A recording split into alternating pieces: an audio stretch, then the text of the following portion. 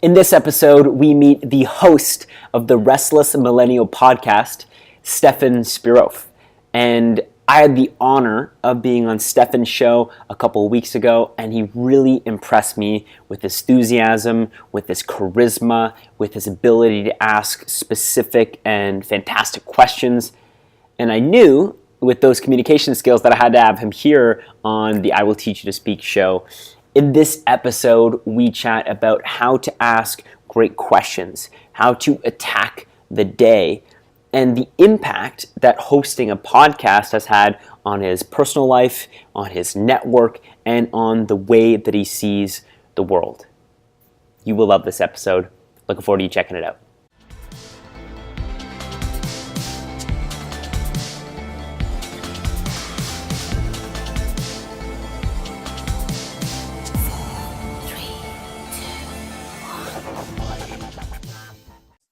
This is I Will Teach You to Speak. Stefan, welcome to the show. Thanks for having me, Jonathan. Pleasure to be on. It's a little weird being on the other side of an interview for once. Yes. I've done this before, so this is my first podcast appearance. Well, I'm excited to have you on the show, and I want to return the favor because I really enjoyed the experience on the Restless Millennial podcast. And what I wanted to do is just start off by you sharing what is the Restless Millennial? What does it mean to you, and why did you start the podcast in the first place? So the Restless Millennial, it's a blog and podcast that focuses on young entrepreneurs. So basically I was coming out of university. I took media studies at the University of Guelph-Humber. Okay. I was thinking to myself, how can I continue to use my skills now that I'm graduated? And I've always loved business. I've always loved entrepreneurs and learning about people. And so I figured, there's a lot of entrepreneurship blogs out there, but there aren't any that focus on young people because arguably our generation is a lot different than other generations in that there's so many entrepreneurs. Like everybody in our generation, for the most part, wants to be an entrepreneur. Not everybody, I guess that's a stretch, but it's either we get a bad rap for being lazy, millennials, or we get a bad rep for, being entrepreneurs and not wanting to get a 9-to-5 job. Okay. So basically, the Restless Millennial is to kind of change the narrative around millennials, to give young people a space to tell their story in their own words and provide value to others. And that's pretty much my goal is to help people live optimal lives, not only in business, but in just life in general. I love that. And I'm curious because you mentioned that this perspective or this view that millennials are lazy or that they only want to be entrepreneurs, they want to do. What's the vision that you want people to think of when they think of a millennial? Like, what's that ultimate goal, or what do you see in millennials that you want other people to see? Well, I see that there's a generation of people who are, I don't want to say fed up with the corporate world, but they just, they realize that with digital media, with social media, whatever, that there's opportunities out there to build your passion, to do something that you're passionate about. Because, you can share stuff every day on social media and millions of people can see it. Mm-hmm. So if you find what you're passionate about, and, I think young people are realizing that they can be using social media for their passions. And that's why I think there's a lot more entrepreneurs, younger entrepreneurs now than there was before, because people didn't have the past, right? It was so much harder to start a business. So, so I want my audience to kind of, realize that this generation is not so lazy. Like we're actually, motivated to do our own work and like build things around our passion. Personally, I've loved doing this podcast because one of the best things about it is that I get to meet interesting people that are up to cool stuff, like you, like Kevin Rempel, like Michael Lorette, some of my friends that I wanted to get to know better. And as doing the podcast was an excuse to do that. So I'm curious, for you, since you've done dozens of episodes now, who's been one of your favorite people you've met, and what has been one of the biggest takeaways that you've been able to gather and garner from that individual? First of all, they've all been great guests. I've interviewed some amazing people, some videographers, some, young entrepreneurs. I've interviewed yourself, a public speaker. I have to say that the two people that popped to my mind, I know this is going to sound biased because I'm on your podcast. Don't do it. And I think I'd say Manu Goswami. And if you guys don't know who Manu Goswami is, he was voted top 20 under 20. He's the CEO of TrueFan, which is like a company that helps like social media influencers find their top fans, and it like creates a reward system for them. Yep. But when I interviewed Manu about a month ago, he talked about how young people should be using LinkedIn for networking. And I thought it was really powerful how he explained how powerful it is for young people and why. He even said high school kids should be on LinkedIn. High school kids should be interviewing people on LinkedIn because of the opportunities that will be available to them after high school and into university. And I thought that was really powerful. And even for yourself, the interview where you came on the Restless Millennial, I thought your advice on attacking the day was hugely powerful. Because I'm someone like myself. I'm one of those people who still occasionally hits the alarm a couple times every morning. Yep. And I walked away from that interview with you with a new kind of perspective. I'm saying, like, this is my day. Like, I should be attacking the day like you attack the day. Yes. And I think that, honestly, and even on the Restless Millennial, I'm going to post a little content bit from that. I don't know if you saw my other one I posted with you. I'm going to post the attack the day one as well, because I thought that was hugely valuable to my audience. Really appreciate it, man. Very diplomatic answer, but I appreciate the kind words. Let's dive into Manu a little bit further, because I've been following him on LinkedIn, like a lot of people who use LinkedIn frequently do, especially young people, because he's demonstrated a great platform of what's possible for young people to be able to grow. So you're saying that everyone should be on LinkedIn. As a byproduct of that interview, have you spent more time posting and engaging and trying to build your presence on LinkedIn? Yeah, that's an emphatic yes. So Nice. ever since that Manu interview, I've been posting everything that I post for the Restless Millennial on Instagram, on Facebook, on YouTube. I now post on LinkedIn because of the opportunities, right? And the thing about LinkedIn is that it's the audience on Instagram is like, there's teenagers, there's kids on Instagram, but LinkedIn, it's all professionals. Yes. The smaller audience too. So I found that whenever I post some of my videos on LinkedIn, they get a much larger amount of views than they would on Instagram, on Facebook, on any of Twitter. So that's why I'd say LinkedIn is hugely powerful, because it hasn't yet fully developed 100%, and it's still in a stage where if you're jumping in now, you're still considered an early adopter, and you're going to reap like huge benefits of being in it now, opposed to 10 years from now.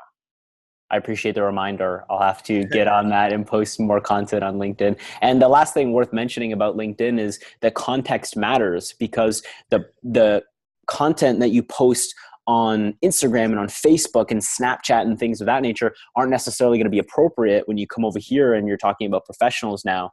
When you think about posting on different platforms, this can be valuable for a lot of people that are trying to build their brands and put content in the marketplace. What are your thoughts on the difference between the platforms, and then how to put content that's appropriate for that platform for those viewers? Well, I think on LinkedIn, you don't have to be like super formal or anything, but you should be a little bit more aware of don't make grammatical mistakes when you're posting on LinkedIn, because, there's going to be professionals potentially even in your field that you're trying to get into who see that. And if they see grammatical mistakes, then obviously your credibility is in the trash already. That makes sense. Whereas on, the other platforms, people screw up tweets all the time. People screw up Instagram posts all the time, and no one says anything because they're casual platforms, whereas LinkedIn is professional. So yeah, I think you should definitely be more careful with what you're posting on LinkedIn. Not necessarily what you're posting, but the way you're posting it, like your descriptions and stuff like that. Tell us about your process for coming up with questions. And the reason I ask this, it's partially selfish, but I know that being able to ask quality questions is going to direct people's leadership and their entire lives. And so I'm curious, because I can tell, and I'm very conscious that when I ask you questions, it directs the flow of the interview. And if I ask you a different question, we go in a completely different route. And I'm trying to add as much value to the audience as possible. And I'm trying to pull the best out of my guests. And so when you do the podcast and you're thinking about the questions you're going to ask, what's your approach to coming up with the best questions, and what's your process there? So number one, all the questions should be open-ended. There should be no yes or no questions. That's just like something we learned in journalism school, like first year. Perfect. So basically when I'm writing questions for the podcast, I literally just like jot down everything I want to know about that person or their business. Okay. Usually it's like a list of like 30 questions, and then I just narrow it down from there. And, kind of just get rid of questions that I think are less relevant. Because sometimes, when you're doing like a brainstorm, you'll have questions that when you look at them a second time, you're like, okay, this question is actually like, that's a completely different direction. Like not even relevant to the podcast. And so, so I'll write everything down and then narrow them down from there. But the biggest thing that I give for like creating questions is make sure they're open-ended, because there's nothing worse than asking someone a question and then all they say is yes, and that's the end of the question.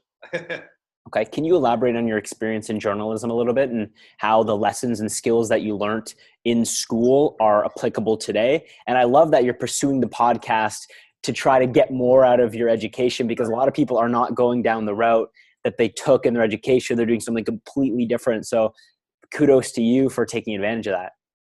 Well, that's the problem, right? Like most people, they go to school for 4 years, and then once they're done school, they forget everything they learned, right? So it's the same with high school, right? If you think back to high school, what do you remember? I don't remember shit from high school. I don't know if I'm allowed to swear in this podcast. Yeah, totally. Sounds good. Yeah, like I don't remember much from high school, so I don't want that to be the same thing with my journalism skills, because this is what I actually want to build a career around. So, sorry, I'm losing my train of thought here. What was the question again? Yeah, using journalism and the lessons you learned there to be applicable to the podcast. Oh, okay. So yeah, exactly. So when I first started out in journalism, like I would ask questions that weren't open-ended. So, my first couple of interviews were really rough. I was really nervous. My voice was shaky, and like I'd ask questions and then I'd get a response, like a yes or no response. And then that was the end of the question. And then you're just like, what do I do from there? It kind of catches you off guard. But as the years went on, we did a lot of work in TV. We learned how to interview people. We learned how to ask the right questions. We learned how to ask questions that, would put people, not necessarily make them uncomfortable, but the tough questions that are going to get the good answers. Yeah. So often when, and this goes back to the last question when you asked me about how I create my questions. Often I think about what the answer is going to be to that question while I'm writing it out. Because most of the time I'll have an idea what the person's going to say. Obviously I don't know exactly, but a lot of the time, a lot of the questions that I write out, the answer is very similar to what I thought it was going to be. And that kind of prepares you a little bit and gives you a little bit of, less anxiety when you go to do the interview, because you kind of know what you're going to get. But you obviously, like when you're interviewing someone, so they can throw you a curveball and just completely throw you off. But I think it's good to have an idea of what kind of answer you're going to get to the question. Okay. Before we shift gears out of the podcast, I wanted to ask you about the benefits of hosting a podcast for those that have been interested in creating their own show or creating their own content. What have you seen as advantages, or what doors have opened up, what opportunities have opened up by doing the podcast? And would you advocate for others to have their own show?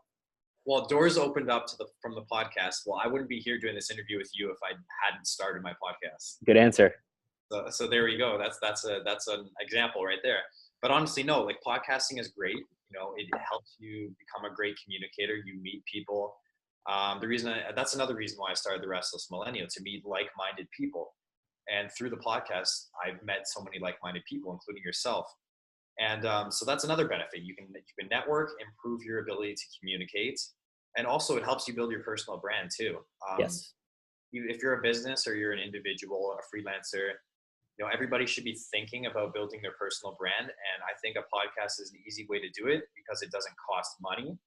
Well, it doesn't cost that much money. Like if you have a SoundCloud account, it's like $15 a month. Okay. But you can afford $15 a month, because you can afford a $10.99 Netflix account. You can afford to do a podcast as well. Right? Very true. So, yeah, those are the benefits for me: being able to communicate better, meeting like-minded people, and building a personal brand. Those are the three benefits of creating a podcast. Okay. Challenging question. And I want to shift gears into more of a rapid fire round. So the first question is about some of the biggest obstacles that you've been able to overcome. And then what's your self-talk look like when you're in the middle of obstacles so that you can continue to overcome those? In terms of the podcast? Podcast, life, school, any of those challenges you've experienced, maybe with women, I don't know. Maybe we'll get into that. We'll see. But I think for the podcast, though, I'll start there. Finding locations to record, because most of the people I interview aren't over Skype. Not that there's ever video sharing services, whatever. Not that there's anything wrong with that. I like face to face. But now I get that. It's hard sometimes because of the distance, right? Most of the people who I've interviewed for the Restless Millennial have lived in like Vaughan or in Oakville or actually, a guy I'm doing this weekend lives in Oakville, and I live up in Bradford, as you know, and Yes. that's quite the mission. And when you're coming back in traffic, it's tough. But yeah, so that's a problem. Not really necessarily a problem, just a kind of challenge to overcome. And I and think that, go ahead, sorry. sorry, I was going to say another challenge is grappling with the question. And I know we talked about this on my podcast off air as to whether I should try to monetize the Restless Millennial now or focus on growing my audience. Yes. And a lot of my self-talk in terms of that, sounds like this. I'll be like, Stefan, you should really think about monetizing. But then again, won't that take away from your authenticity? Yeah. And then I think to myself, like, no, like not if you do it properly. So those are some things yeah, like I'll be, that's one thing that I'm grappling with right now. And I still don't have 100% clear answer to it. But I think honestly, like just to overcome those things, you just gotta be able to just take a deep breath and, like Gary Vaynerchuk says all the time, enjoy the process, not the end destination.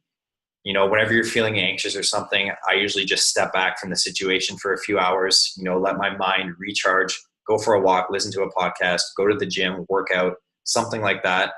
And that allows me to kind of refresh. And then when I go back into whatever I'm doing, I see it with clearer eyes, I guess. Perfect. One more tough one, in my opinion. This is challenging for a lot of people, but what's something you can tell us about yourself that you don't normally tell other people or that somebody wouldn't necessarily know about you? Something that I can tell about myself. Well, I know this is kind of personal, but I'll say it anyways. I have suffered from bad anxiety at times. And I know that, being your past and the stuff you talked about on my podcast, this is something you can relate to. It was never to the point of needing professional help because it's not always there. Sometimes it's bad and sometimes it's not there at all. But I've kind of in recent years learned to deal with it. And that's another reason why I found that the interview with you, it really resonated with me for that reason as well, because I knew what you were talking about. I've experienced to some degree what you were talking about. Mm-hmm. And another thing, it's kind of funny and embarrassing, but I'm going to tell you anyways. When I was a teenager, I used to record myself dancing to Michael Jackson music. Hey. So people that know me well know that I'm a big Michael Jackson fan, but That's amazing. Less than a handful of people know about these videos, which are hidden on YouTube. And I'm not going to give the channel name because, I don't want these videos to get out there. Maybe someday. That's hilarious. Long enough, maybe you'll see them someday. I love that. Yeah, I haven't told many people about that. Okay, what's your favorite Michael Jackson song then? Man, that's like asking like a film student what their favorite movie is. Give me your top three. Top three Michael Jackson songs: "Man in the Mirror," "Dirty Diana," and "PYT."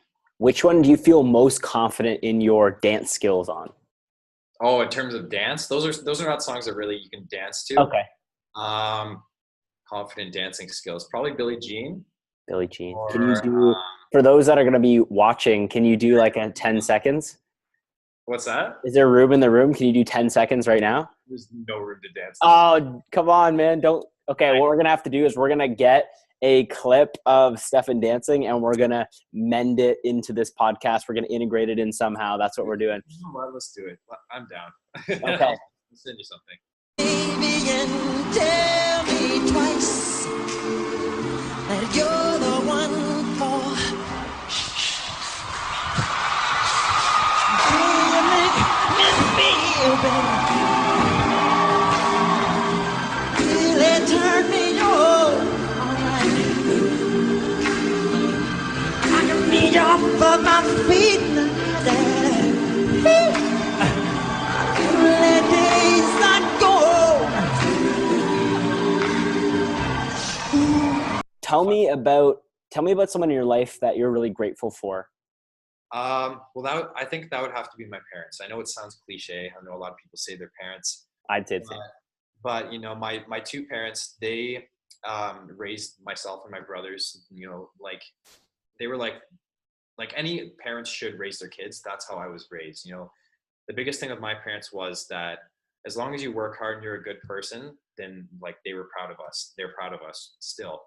And that was the biggest thing with them. Like, it's never about being rich or successful with them, because, or even my mom, like where she comes from, she was born in Portugal and they were very poor. They lived in a stone house, no electricity, no running water or anything. So where she comes from, she knows that life is not about, being the richest man in the world, or, it's about doing what you want to do, being a good person, and kind of treating people with respect, right? And that's the way they raised us. And they gave us, my mom and dad gave us my brothers and I, a lot of freedom to do what we want. So it wasn't like some families where they're like, oh, you need to be a doctor or a lawyer, right? They supported us and still support us no matter what we're doing or what we're working towards. And that's why I'd say my parents are my greatest inspiration. I feel the same way about my mom and dad. So that's Yeah. beautiful. And I hope that they get to see this and hear your gratitude and appreciation for them. To close off the show, I want to talk about self-improvement, because it's a never-ending journey for a lot of people. I actually had an epiphany recently that I need to do less personal development and focus my attention and energies on other things. But I'll get into that on another show. What I'm curious for you is, what's your process of self-improvement? What does that look like? Or how are you always ensuring that you're constantly getting better? I know the podcast is a way to do that, but is there any specific tactics or practices or habits or rituals you have that the audience can start to apply today? For self-improvement, Yes. I'd say the biggest thing is read books. Find out what you want to improve in your life. Go to the bookstore or go online and find like 4 or 5 books that are going to help you improve in that area. That's what I've done for everything. If I want to improve my communication skills, I'll go to Chapters and I'll find a book on communication after doing some research on Google on like good communication books. Okay. Actually, I read a book recently because I wanted to be better with women. And Oh, I'll okay. admit to the audience, and it's called Men Are From Mars, Women Are From Venus. Okay. Heard of it? I have heard of it, but never read it. Written by John Gray, and basically it's a book about, it teaches people how men and women can get along and, avoid arguments, that kind of stuff, and just like how to seduce women, not necessarily seduce women, but how to, kind of be like Attract. or attract as well. That's a better way to say it.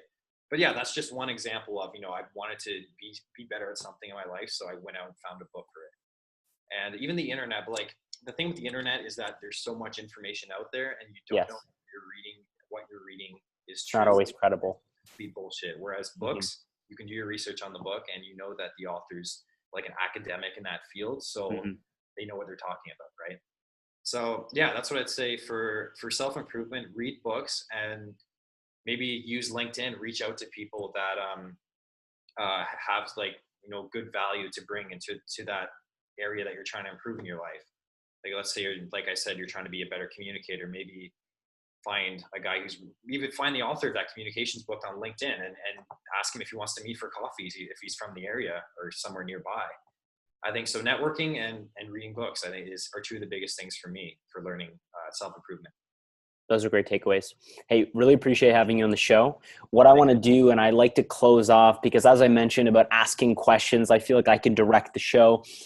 This isn't something that I told you about beforehand, but is there anything that's on your heart right now that you want to share with the audience? Anything that's been on your mind or on your heart that you want to get out into the world so people can think about, they can ponder and jam on? Anything that you feel is inspiration for other people? It doesn't have to be inspiration, but anything that's on your heart that you want to share?